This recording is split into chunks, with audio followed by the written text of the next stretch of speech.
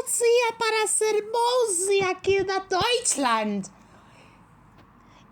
Eu tenho uma ideia brilhante. Haja visto que o clero de hoje, 1517, é muito decadente e corrupto. Eu cheguei na seguinte conclusão de que a igreja está errada desde os tempos de Constantino. E, portanto, eu, Lutero, preciso consertar tudo. Já sei até como eu vou fazer isso, que é colando 95 resenhas na porta dessa igreja.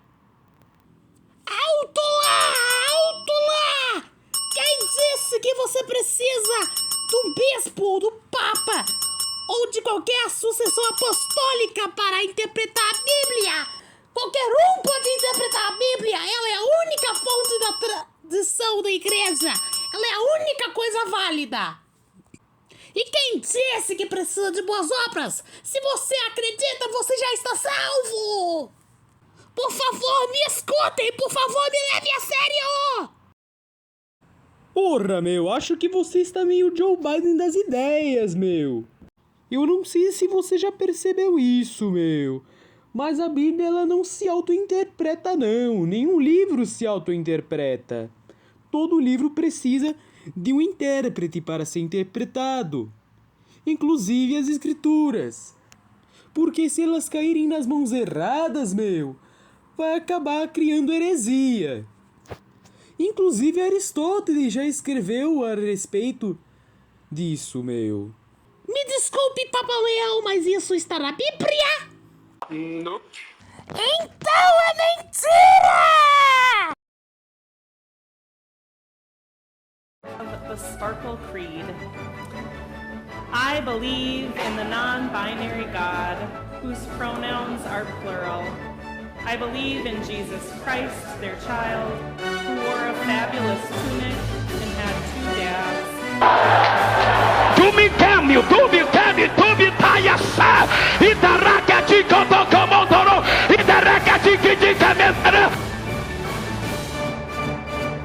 A tube with a bunch of demons. Do you really believe that human beings are demons? No, I do not. And don't you ever say I did. We wrestle not with flesh. Eu sou a favor do aborto, sim. Eu sou e digo isso alto e bom som. Com toda a fé do meu coração. E não tenho medo nenhum de pecar. E se eu estou pecando, eu Antes de mais nada, eu gostaria de agradecer a vocês por terem me dado a honra de ter mais de 1000 inscritos. Eu nunca imaginei que eu ia chegar nesse nível. Eu achei que as elites globais, usurárias e etc. iriam arranjar um jeito de me churrascar com 3 tiros no peito antes de eu alcançar essa métrica, mas vocês me ajudaram e eu agradeço vocês são fodas. Bem, haja visto que eu já tratei de vários assuntos nesse canal e trato de vários assuntos nesse canal, hoje eu vou tratar sobre um assunto que eu não falo muito nesse canal. Eu falo muito sobre política, sobre sociologia, sobre história, sobre filosofia, mas eu não falo sobre religião, apesar de eu ser um cara bastante religioso atualmente.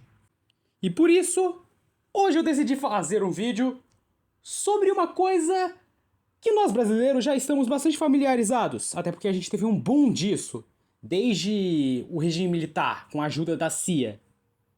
Protestantismo, né?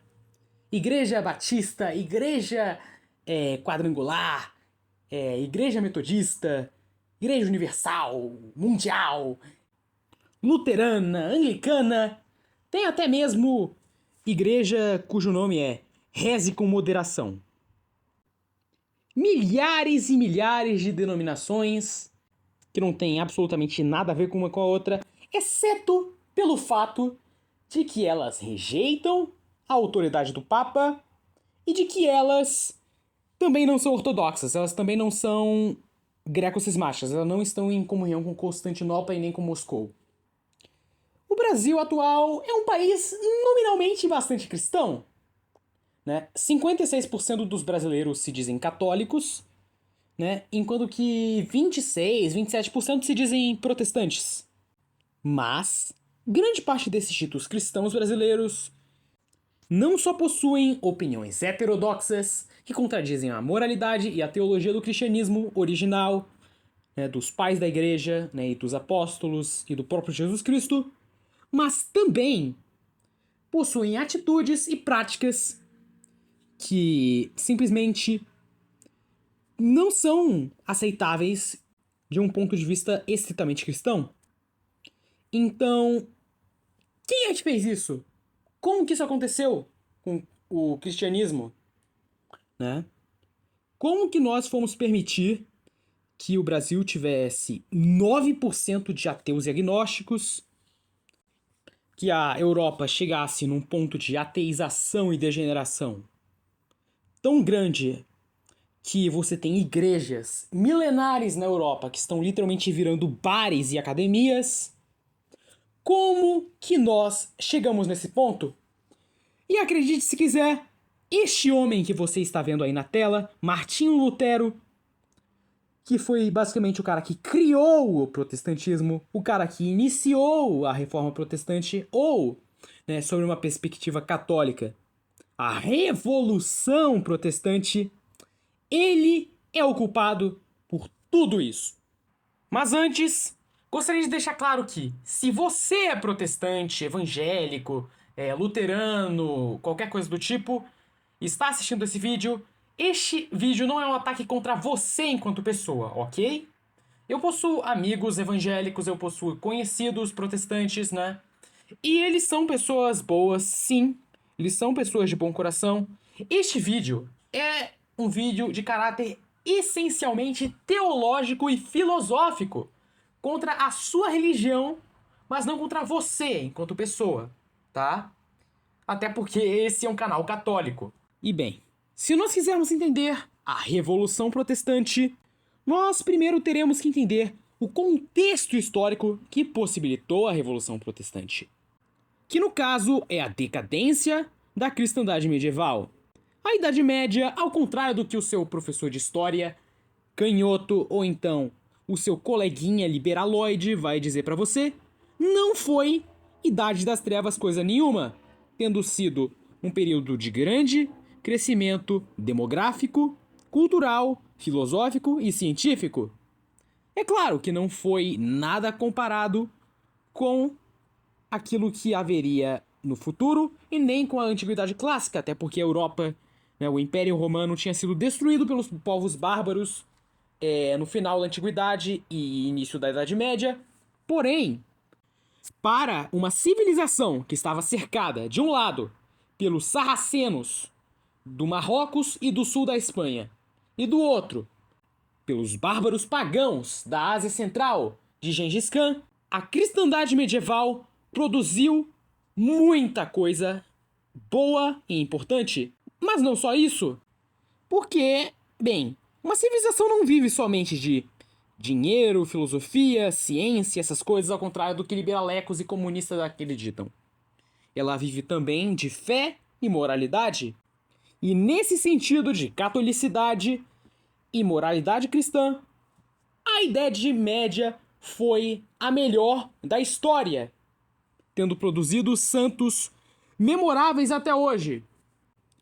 Homens e mulheres virtuosos e tementes a Deus, como Santo Antônio de Pádua e Santa Joana d'Arc. Todavia, assim como tudo que é bom, a Idade Média também acabou. E ela teve sua decadência motivada pelo grande cisma do Oriente, que cortou as relações entre Roma e Constantinopla, pela peste negra, que dizimou a população europeia da época, e, é claro, pelo grande cisma do Ocidente, quando o rei da França não aceitou a eleição de um papa que não estivesse subordinado a ele e, por isso, acabou reconhecendo um falso papa ou antipapa que era submisso à coroa francesa. E todo esse desgaste abriu a porta para a Renascença, que foi, sem sombra de dúvidas, um momento de forte progresso na ciência, na música, na arquitetura, na pintura e muitas outras áreas do conhecimento ocidental. Eu mesmo sonho em viajar para a Itália e conhecer alguma catedral ou então obra de arte renascentista um dia. Porém, uma coisa que você nunca foi ensinado na escola é que a Renascença também tinha o seu lado negativo, o seu lado sombrio, né? O lado oculto da Renascença, que é, sem sombra de dúvidas, a filosofia renascentista, que é o humanismo da Renascença, né? De gente como Erasmo de Roterdã. Para os humanistas da Renascença, as virtudes humanas, como a justiça, a temperança e a fortaleza, não são advindas de Deus, mas puramente humanas. Para eles, o ser humano, e não o divino, deve ser o centro de todas as coisas. A coisa mais perfeita para eles é o ser humano. Sim, um cara que não consegue nem obedecer uma ordem para não comer a maçã. Lá no Jardim do Éden, para os renascentistas, era a coisa mais perfeita da existência na face da Terra. E de fato, o ser humano é criado à imagem e semelhança do Criador. Só que essa narrativa de que o ser humano é um ser perfeito, incrível e deve ser o centro do universo, cai por terra só se nós nos lembrarmos do Gênesis ou então dos livros de Santo Agostinho, que falam sobre o pecado original, que corrompeu a criação de Deus, que precisa do batismo e da conversão à fé de coração e alma para voltar à comunhão plena com Deus. E haja visto que sempre que o ser humano, ao longo da história, tentou se colocar no lugar do seu Criador e Salvador, o resultado sempre foi muito ruim. Guerras, fomes, canibalismo, paganismo e etc. Com a Renascença não seria muito diferente, pois durante a Renascença houve uma grande decadência moral, quer dizer, nada comparado com os dias de hoje, mas sim, decadência moral muito grande para a época, tanto nas elites aristocráticas que governavam a Europa, os nobres, os reis, os duques, etc., quanto também no clero. E eu acho que não existe nenhuma prática que reflita mais essa decadência moral no clero da época do que a simonia, a prática de vender indulgências e relíquias sagradas para as pessoas. Ao contrário do que muita gente acha, não. Indulgência não necessariamente está relacionada com a simonia. Indulgência é basicamente uma espécie de perdão divino plus, onde você tem o seu tempo no purgatório diminuído. Porém, a simonia é a prática de você vender, entre aspas, indulgências. Tipo, eu tenho aqui uma indulgência de mentirinha e você me dá um dinheiro aqui pra eu te dar essa indulgência e assim você consegue ficar menos tempo no purgatório. Ou então, um parente seu, um amigo seu que morreu, fica menos tempo no purgatório. Isso é a simonia. E nesse cenário de decadência moral e cultural no clero e na nobreza da época, estava óbvio que a igreja precisava de uma reforma moral, de uma reforma administrativa e essas coisas. Só que o problema não é a reforma em si, mas sim quem fez a, entre aspas, reforma, que na verdade não é reforma, é uma revolução. Que no caso foi um monge bêbado blasfemo alemão chamado Martinho Lutero. Lutero nasceu no norte da Alemanha. Detalhe, no norte da Alemanha Oriental. Hoje em dia, menos de 50% da população da cidade onde Lutero nasceu é luterana. A maioria é ateu, por causa do comunismo da Alemanha Oriental. Ele veio de uma família bastante religiosa, mas também bastante supersticiosa. E desde cedo Martinho Lutero apresentava sinais de inteligência, o que não necessariamente se converte em grandes sinais de virtude. Mas, voltando ao assunto, Em 1505, ele se tornou um monge agostiniano com apenas 22 anos. E naturalmente ele notou a falta de retidão moral e doutrinária em muitos clérigos da época, seja na questão da simonia, seja na questão do celibato, seja na questão do humanismo renascentista. E até então parece que ele é um herói, até então parece que ele vai ser um grande homem. Só que tem um detalhe: Martinho Lutero não era simplesmente um jovem revoltado com a decadência moral e espiritual de seus tempos. Martinho Lutero era, acima de tudo, um homem extremamente prepotente. Prepotente ao extremo. E eu não falo prepotente no sentido de se olhar no espelho e falar, olha como que eu sou bonito. Eu falo prepotente no sentido de, o bispo da minha cidade está vendendo relíquias falsas. E, portanto, a igreja inteira está errada e somente eu possuo as chaves para consertar tudo. Apenas eu tenho a sã doutrina no meu coração. Eu sou mais católico do que o Papa, né? Nesse sentido, Martinho Lutero não era muito diferente desses pseudo-trades que o Gabs falou no vídeo dele a respeito, né, dos falsos tradicionalistas. E no auge da sua prepotência, Martinho Lutero decidiu formular 5 ideias que ele tirou do boga dele e que não estão nem nos pais da igreja, nem nos apóstolos e muito menos nas escrituras. Que no caso são as 5 solas dele. Sola Scriptura, a ideia de que a Bíblia é a autoridade final em todos os assuntos e que ela está acima tanto do magistério quanto da tradição, o que, por curiosidade, não está nas escrituras e é uma coisa que não existe nem no catolicismo, nem na ortodoxia bizantina e nem na ortodoxia alexandrina, de que a doutrina deve vir não somente das escrituras, mas também da tradição e do magistério, formando assim a tríplice doutrinária das escrituras, da tradição e do magistério. As escrituras fornecem as informações básicas, a tradição fornece a interpretação correta e o magistério é o intérprete dessa tradição e das escrituras. Sem o magistério e sem a tradição, as escrituras se tornam nulas. Sola fide, que é a ideia de que somente a fé salva, sem a necessidade de boas obras, o que é uma mentira refutada no livro de Apocalipse, quando chegam alguns, entre aspas, cristãos indo falar com Jesus, e ele diz que nem conhece eles, que se dizem tão religiosos e cheios de fé, mas cuja fé não se converte em nenhum resultado prático, né? Ou seja, é uma fé morta.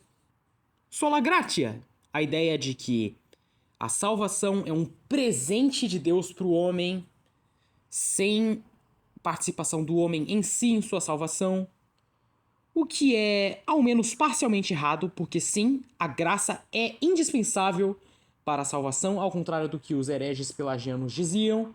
Porém, não adianta nada Deus te dar a graça se você não aceita essa graça. O que eu quero dizer é que, sim, a salvação vem da graça, só que também existe o livre-arbítrio, né? E a pessoa não é salva se ela simplesmente escolher rejeitar a graça de Deus.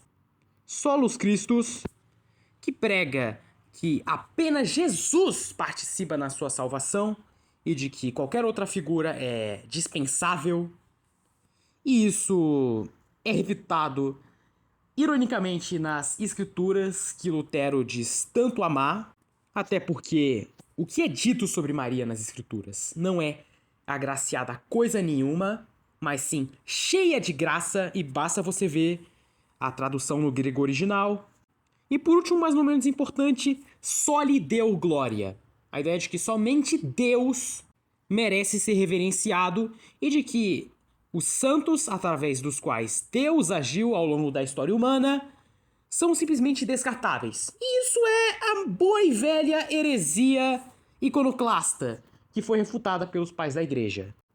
E misturando essas 5 teses heréticas com outras teses, essas sim legítimas, essas sim eram pontos legítimos, né, como por exemplo a extinção da simonia, e outras teses igualmente heréticas, as 5 solas, embora fora das 5 solas, como a rejeição à autoridade do Papa, da parte de Lutero, e é assim que surgiram as 95 teses de Lutero que ele decidiu colocar numa porta de uma igreja que existe até hoje lá na Alemanha, lá em Saxônia-Anhalt, que é um dos estados da Alemanha.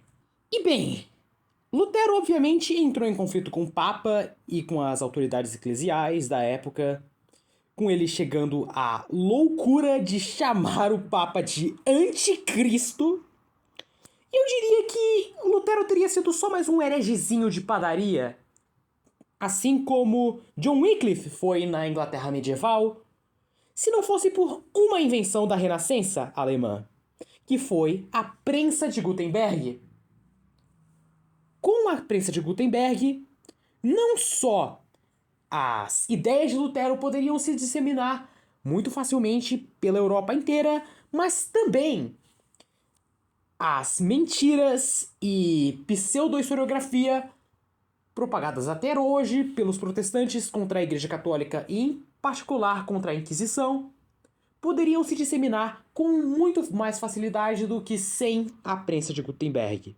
E com isso, Lutero acaba escapando para o norte da Alemanha, haja visto que os príncipes do sul da Alemanha permaneceram fiéis a Roma, enquanto que os príncipes do norte da Alemanha decidiram oportunisticamente se converter ao protestantismo como forma de concentrar mais poder em si mesmos, em detrimento da autoridade do Papa.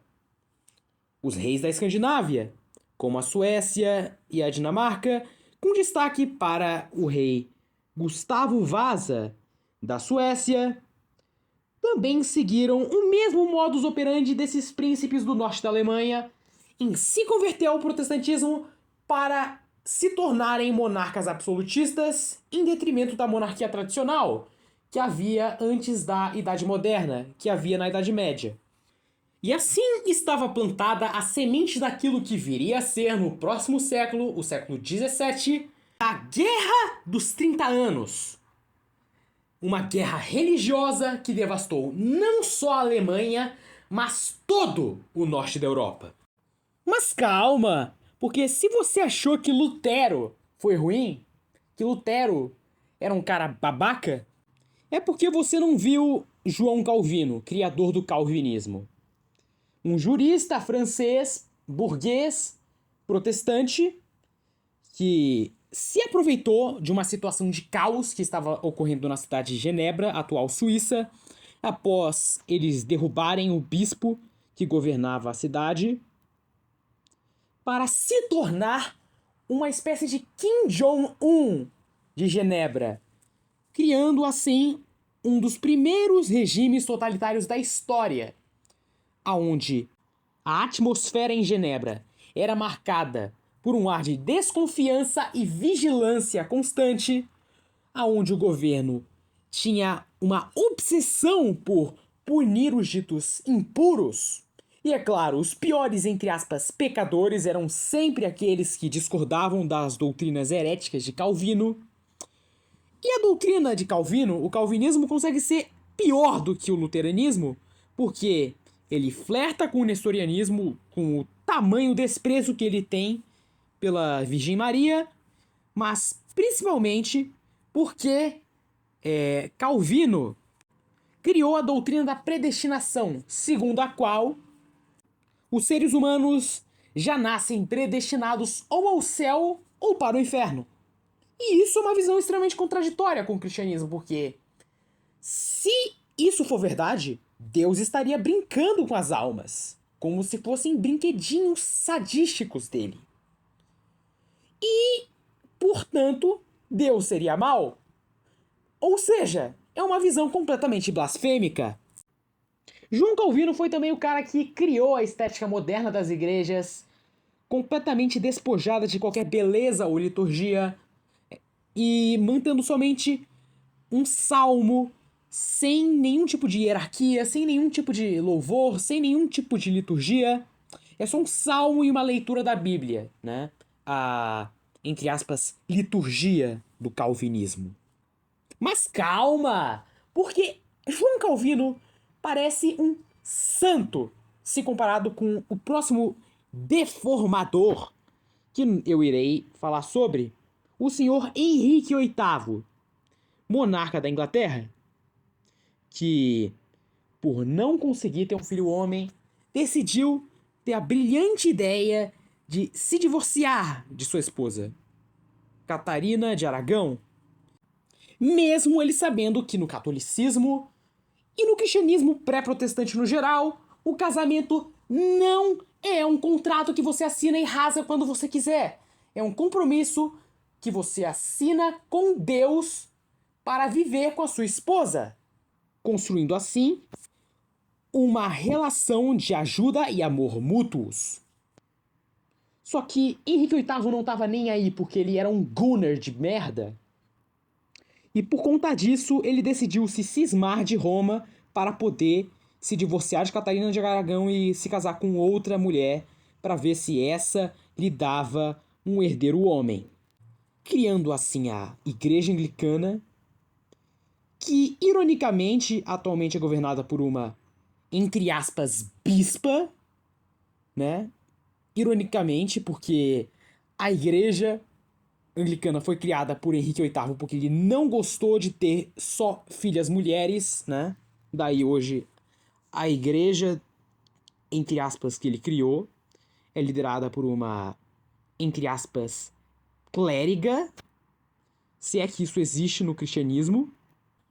E a brutalidade de Henrique VIII como rei da Inglaterra foi ainda pior do que a exercida por João Calvino como ditador de Genebra, com ele destruindo, saqueando e exterminando comunidades monásticas milenares por toda a Inglaterra.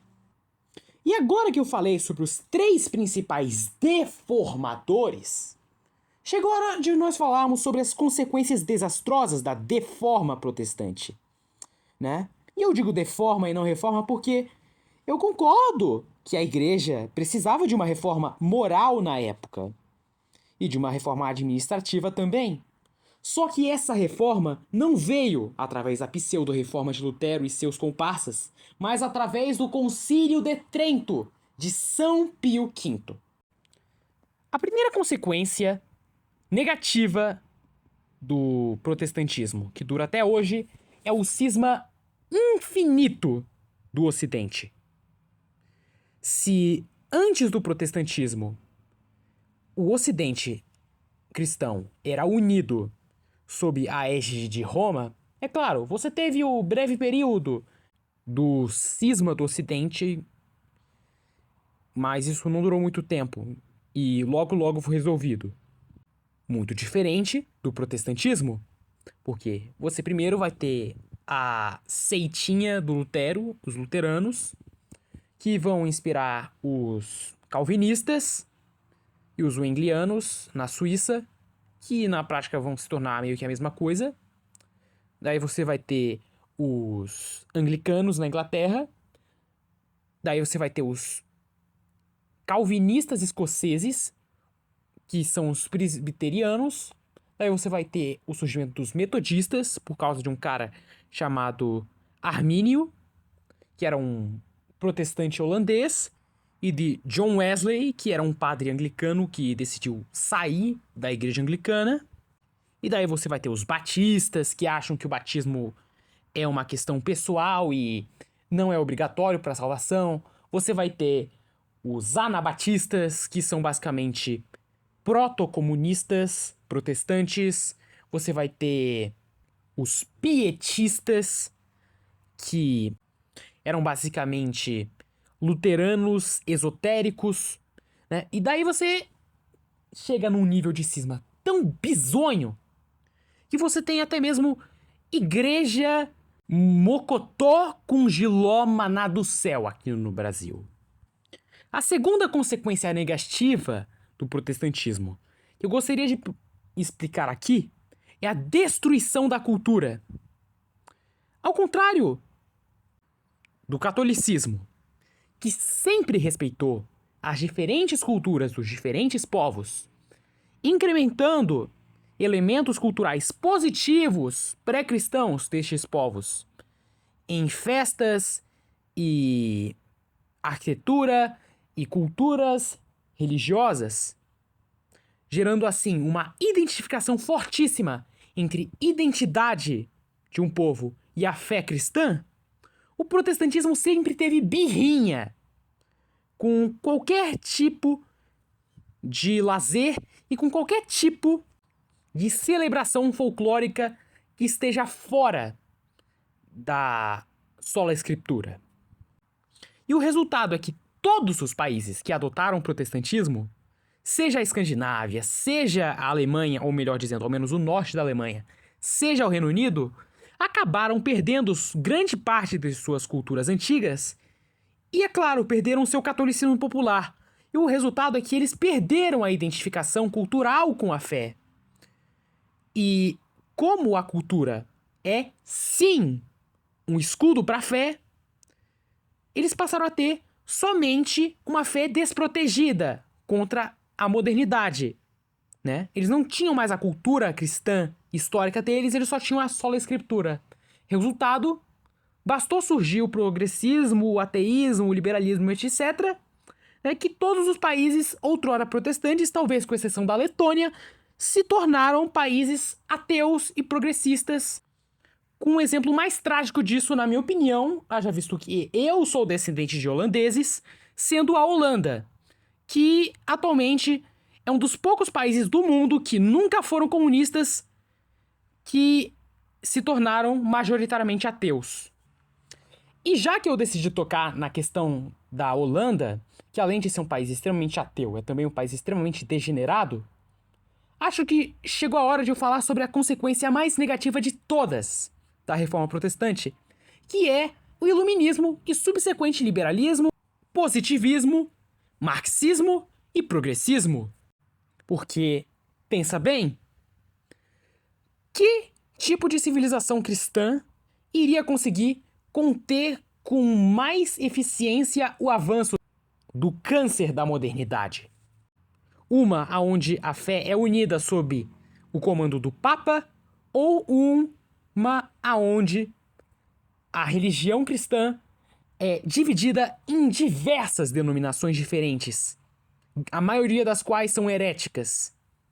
E eu poderia falar por horas sobre as minhas críticas ao protestantismo e à reforma protestante, e principalmente aos reformadores, ou melhor dizendo, deformadores / revolucionários.